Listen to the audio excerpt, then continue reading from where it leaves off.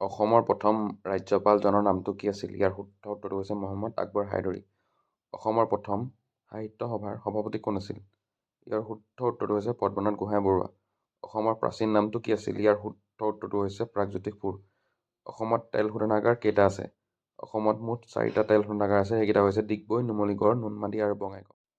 অসমৰ প্ৰথম কথাছবিখনৰ নামটো কি? ইয়াৰ শুদ্ধ উত্তৰটো হৈছে জয়মতী। এইখন 1935 চনত মুক্তি পাইছিল আৰু ইয়াত পৰিচালনা কৰিছিল জ্যোতিপ্ৰসাদ আগৰৱালাই।